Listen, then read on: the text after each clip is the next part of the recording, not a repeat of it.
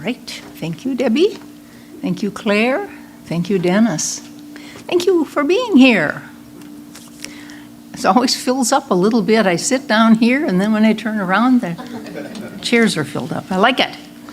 So we're talking about love this month, and today I'm going to be talking about self-compassion and forgiveness. I'm going to focus on that because that comes under that love umbrella. Last week, Reverend Debbie talked about self-love, and this isn't selfish love. This is understanding that we've got our own worth, giving ourselves credit for that, having a positive regard for yourself. That's what we're talking about. We talked about self-care and the idea that when you're on an airplane and they remind you if you need oxygen and that thing comes down, put it on yourself first. Because you can't help others until we're healthy ourselves. So this is an important thing when we're talking about love. We got to love ourselves. Know thyself. And we talked, some of the stuff we covered this morning was about knowing ourselves.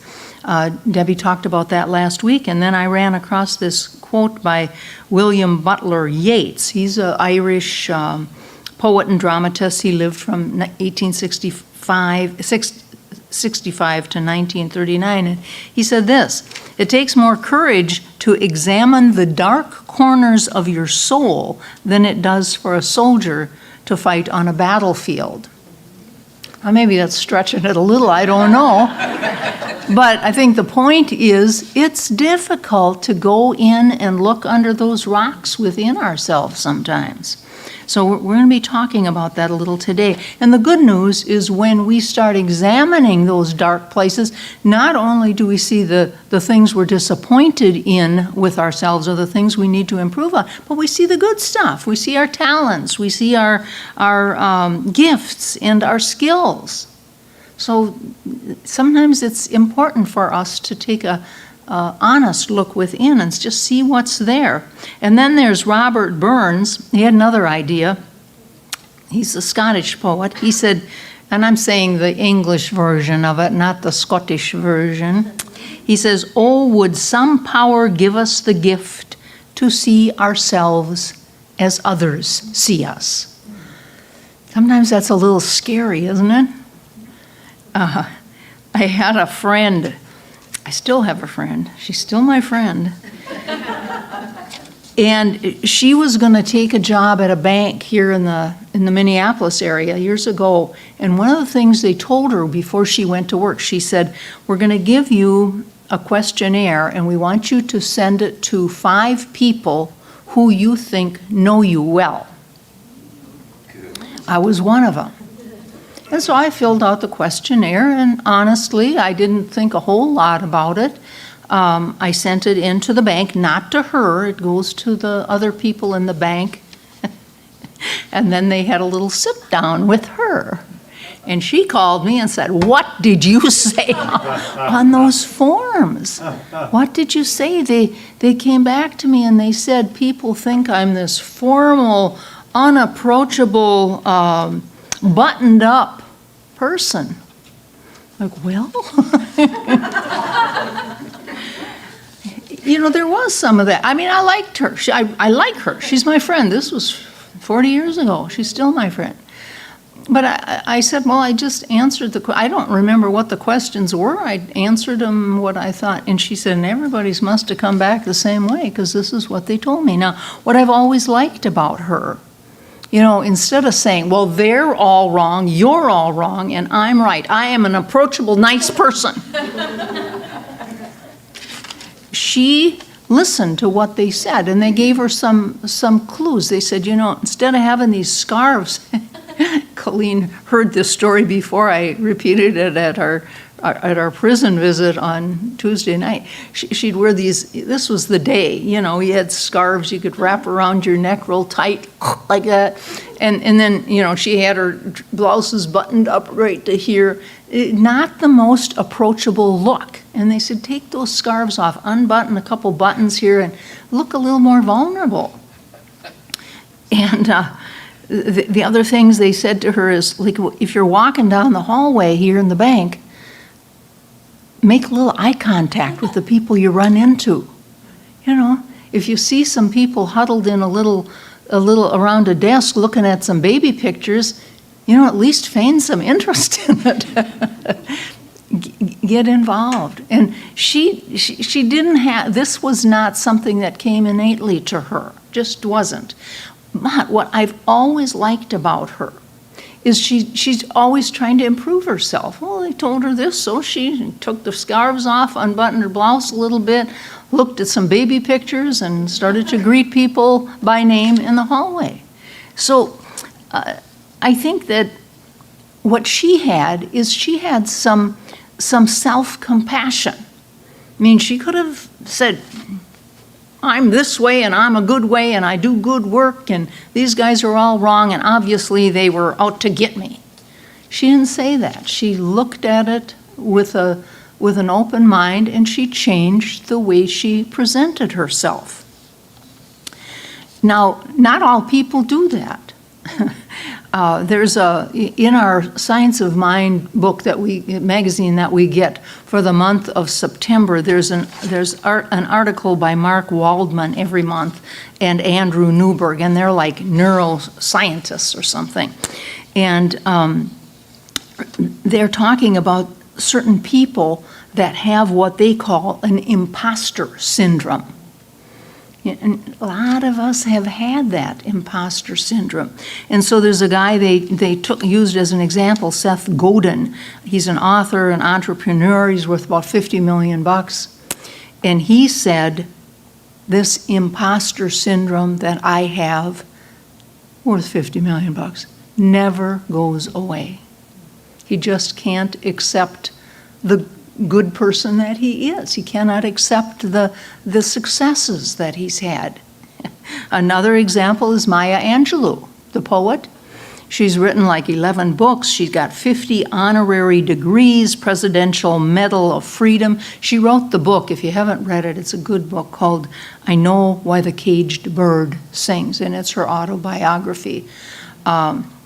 So she's written 11 books. She says every time she gets a medal or every time she publishes another book, she says, uh-oh, now they're going to find me out. This imposter syndrome. Many studies, nearly a half of all professional health practitioners, educators, college students suffer from intense imposter syndrome symptoms. And primarily that symptom tends to be anxiety. I worked with a guy fresh out of college, came to Kennard as a broker, and he hit the ground running. I mean, he was fresh out of college, but what did he do? He took his show on the road. He went to all these small towns in Minnesota and told them what for about investing, and he was the guy to do it with, and here's what a stock is, here's what a bond is, here's what annuities are. He was, he very successful, opened accounts, and ended up being the manager of the St. Paul office, which I worked in for a while. And I don't know how it came up, but this idea of lacking confidence or something came up, and he said, there is not a day that goes by that I don't think today I'm going to be exposed as the imposter. I am.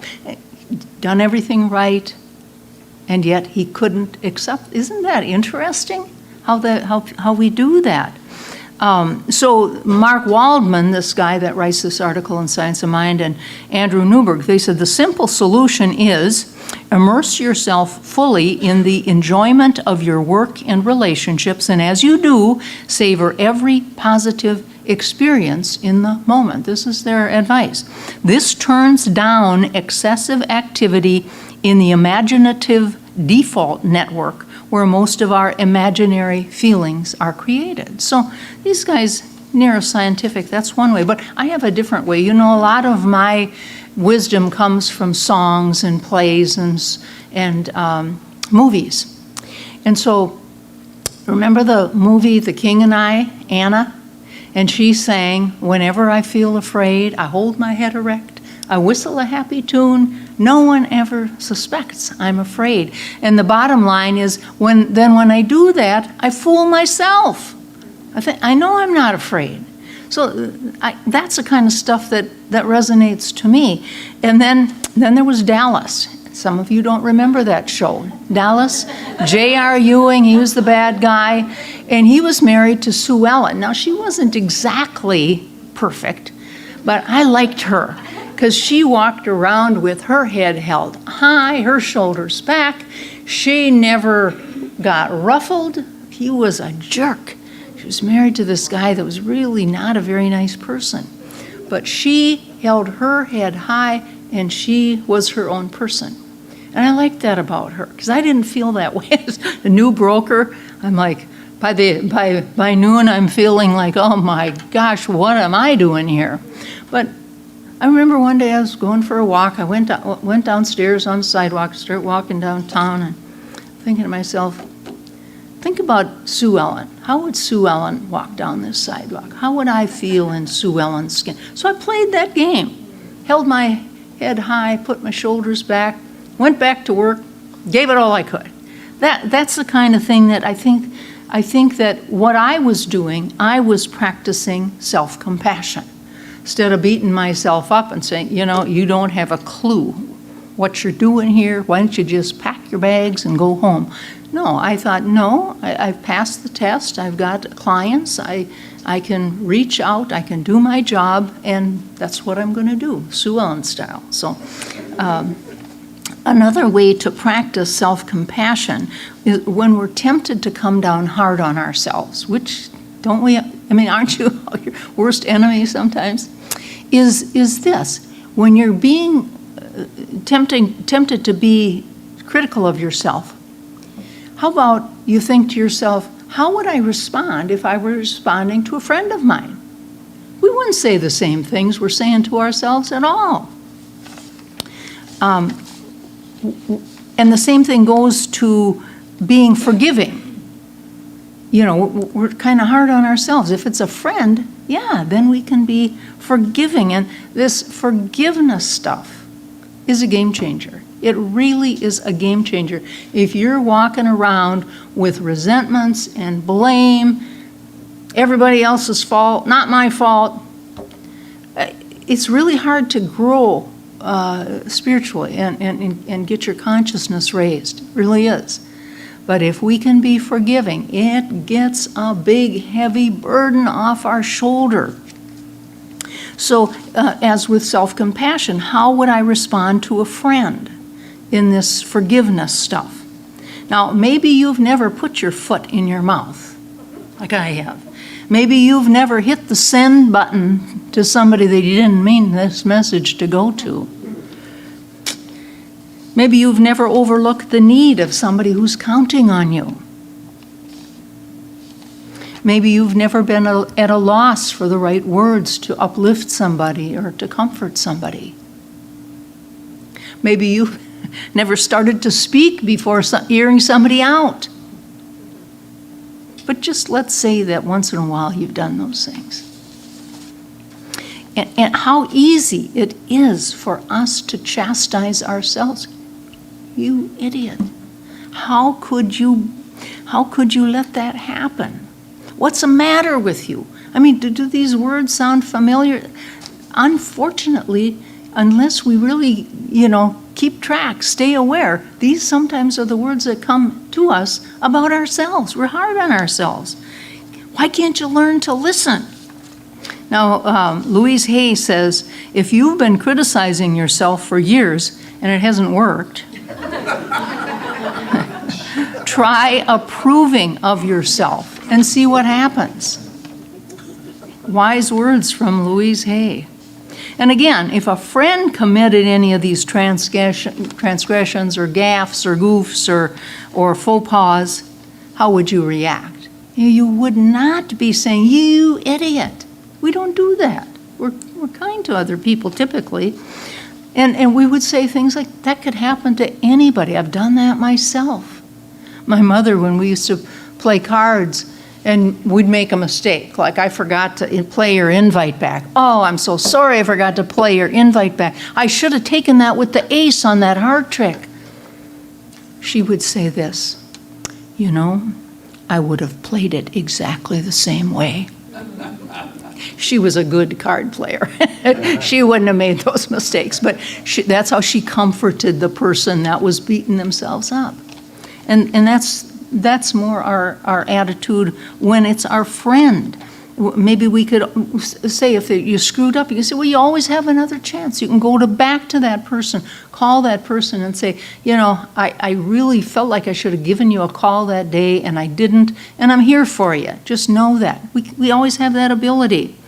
And what if, like when we go to prison, what if this faux pas, this gaffe, what if it was really something serious crime like we run into when we go to the prisons?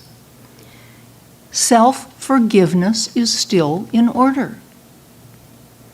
And it's a biggie in the prison. And the people that come to our circles, a lot of them have kind of figured this out. They're really open to what we say about self-forgiveness and doing the right thing. So how do we go about this self-forgiveness stuff? There's a book by Mary Hayes Greco I really like. It's called Unconditional Forgiveness. She's a local lady, and I took a few classes with her, but I loved her book because it's real simple. She's got, here's what you do to forgive. And first of all, when we're talking about forgiving others, we can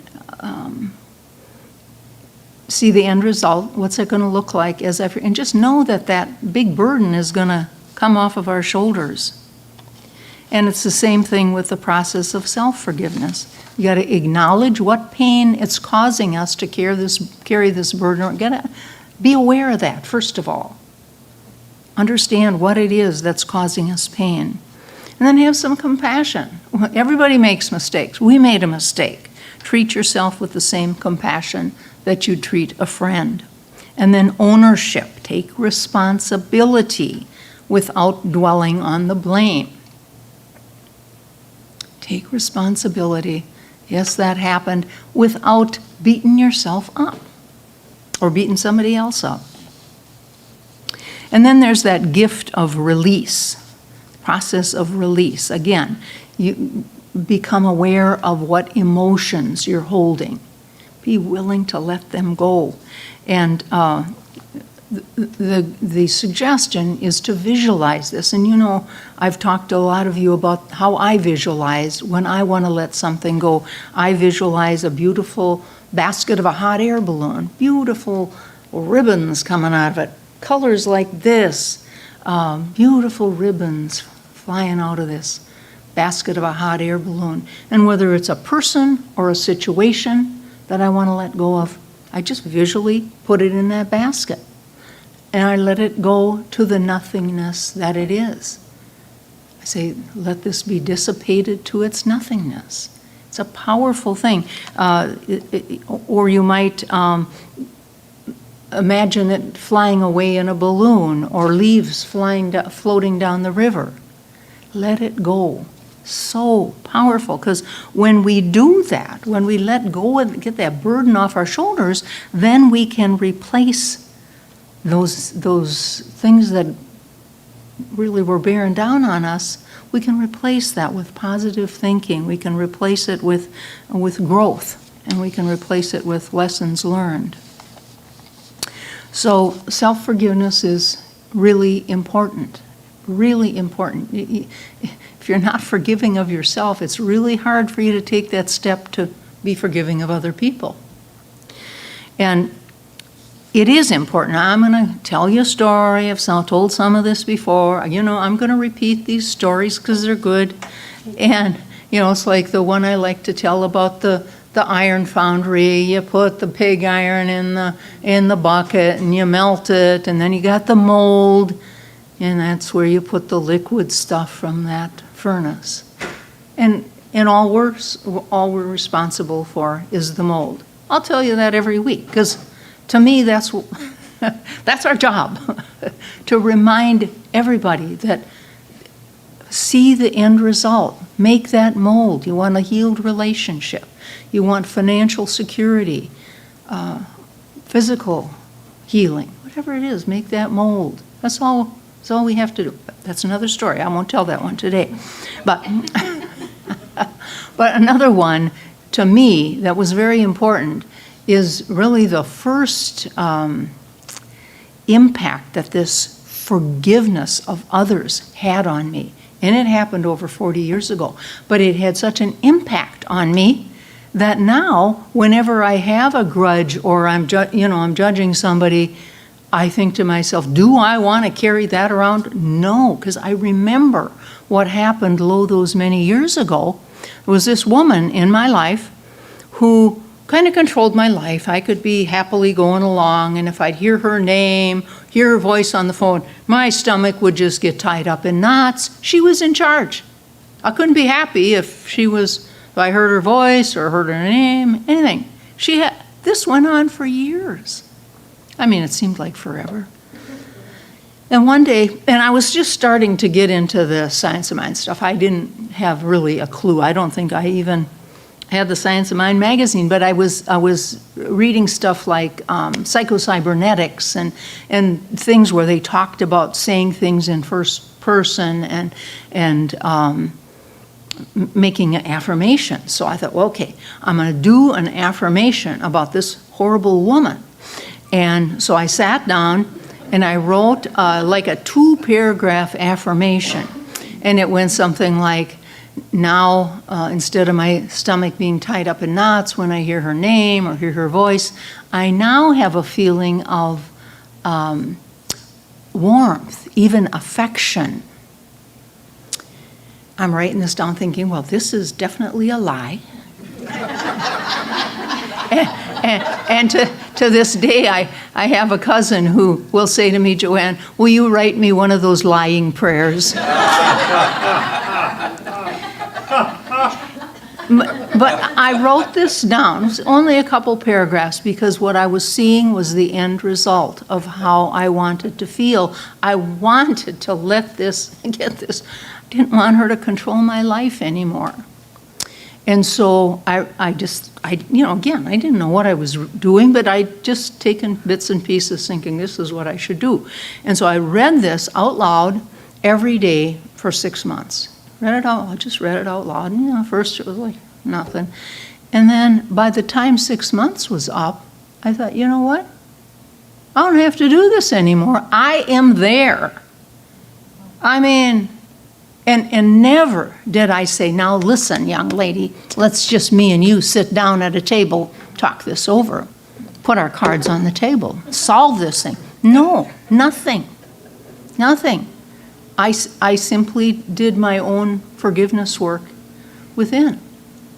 And I would swear, I know that, and this is what I've told you before, that as our consciousness changes, the whole situation changes. And that is the truth.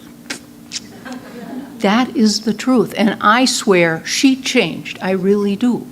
I didn't have to talk to her, but there's a power in the universe that works on our behalf. And I think that is exact. And again, it was so meaningful to me. It made such a difference in my life that now when I start to feel a grudge or a judgment or some unforgiveness about somebody, I think, do you want to go through that or do you want to let it go? And I choose to let it go as soon as I can possibly get a grip. So I thought it was interesting on Tuesday night, and then we did it on Wednesday night too at your house, Debbie, with the practitioners. I did a brief meditation, guided meditation, and it was part of it was to open the heart. That was the idea, have an open heart. And part of it, the meditation was about visualizing an altar in your heart. And on that altar, place something or someone that you want to bless. Now, it could be your kids, could be your parents, could be, whatever. Or it could be a job, it could be the government, it could be, could be anything. But What is it you want to put on that altar to bless? And interestingly enough, in the prison, then we go around and we can discuss it. And I ask people, is there anybody that would want to talk about what they visualized putting on that altar? And several of them said what they visualized was to put on that altar was a difficult conflict situation, somebody they had a conflict with. I mean, these are criminals. And that they got that this was important for them to put that on that altar, bless it, and let it go. And I assume the practitioners did that too. We didn't discuss that. I didn't ask for feedback, but powerful thing to think about it. So this idea of putting that person, that thing, that unforgiveness on the altar, that is loving out loud. That's what we're talking about this month. That's really putting our words where they count. Loving out loud. So you can use any number of ideas for homework. I came up with too many. You can commit to a way that you can be more compassionate to yourself, like watch what you're saying, catch yourself when you're degrading yourself. Think about how you would say this if it were a friend. Then you're not going to be as hard on yourself.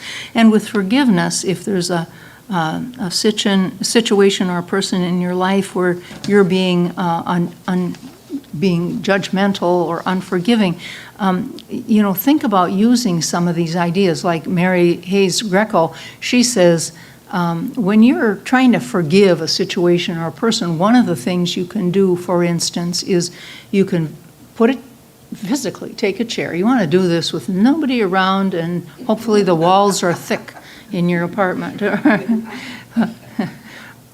Maybe put a picture of that person that you're trying, or a name on the chair. And first of all, you might want to unload a little bit. You might want to say, let me tell you something. This is how this affected me. I've been walking around with this hurt. What you did, who you are, hurt me, hurt our kids, whatever it is.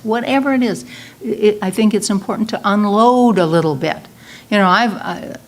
Sometimes I've unloaded till I want to crumble. It takes all the sap out of me, but that's part of it. As part of that, when we get that out, then we can say, and now I'm going to let that go. I'm done with this. I'm done judging you. I, as much as I'm capable of doing right now, I'm willing to forgive. Forgive and let you go. So these are just clues, but if you are in a situation where you're having trouble forgiving, that book by Mary Hayes Greco is a good one. It's very simple, and I find it very effective. So we want to acknowledge that by letting this stuff go, I am free ourselves. And maybe even, I've done this too in situations where it was very difficult for me to forgive. I couldn't really find the words, but I said to my higher power, I'm just going to say my blessing, the blessing I say to you every week. May you be at peace. I'm saying it to this person I'm having trouble. May you know the beauty of your own true nature. May your heart be open. May you be healed. May you be blessed. You can say those words, and with this idea, talking to God, saying, I know I'm not there yet. You know what the feelings are in my heart. I'm still, but I'm willing. I'm willing to become forgiving. I'm willing to let this thing go. I think these words are music to our higher power's ears. When we talk that way to our higher power, I think, boom, you got me. I'm right underneath you. And so I think it's that is one way to let it go. Forgiveness of self and others is a life changer. Can absolutely change your life. Got to be honest with yourself, where you are with it, because sometimes we think, well, that doesn't count because that person, it's in a whole different area. It doesn't deserve my forgiveness, can't, a terrible person. No, you gotta be honest with yourself. Where are you with this? And the sooner you acknowledge it and agree to let it go, the better your life's gonna be. And if you don't have the tools, if you don't feel like you do, call one of the practitioners and say, here's what I'm going through. The practitioner will help you. Call Reverend Debbie or me. Everybody will be there for you to uplift you, encourage you. And again, I would say Mary Hayes Greco's book, Unconditional Forgiveness, probably not a bad place to start just to get your mind right about this situation. And I'm going to close with a quote by Martin Luther King, because it has to do with love and it also has to do with forgiveness. He said, "We must develop and maintain the capacity to forgive. He who is devoid of the power to forgive is devoid of the power to love." So how important that is. So I'm going to ask you right now to take a deep breath, get comfortable in your chair, and I'm going to do a spiritual mind treatment, which is a positive affirmation. It's a lie. It's a positive affirmation, and I'm going to say it in first person as though it's for me, but just know that these words are for you as well. So take a deep breath. If you like, close your eyes. And I know there is but one power in the universe, and that power is a power of love. It is a power of joy. It is a power of healing. It is the power that has the perfect solution to any perceived dilemma in my life. And I know that that very power that created everything and everyone is the power within me. The power within its creation, giving my words, my thoughts, my expectations, co-creative power. And I speak these words now regarding the words that I spoke today. Even though I've sometimes lacked self-compassion and forgiveness of self and others, I now commit to self-talk that is kind, the way I would talk to a friend. I now commit to my willingness to forgive myself and others. And I now claim my freedom from that burden of being judgmental, holding a grudge, living with resentment. I replace that burden with a positive affirmation. Affirmations, positive thoughts that focus on growing spiritually, living a life of joy, loving out loud. And I'm grateful that this is how this works. My word spoken into law, and it is done unto me as I believe. I am grateful for this. And I release these words now to that beneficent conspiracy for perfect manifestation. So it is.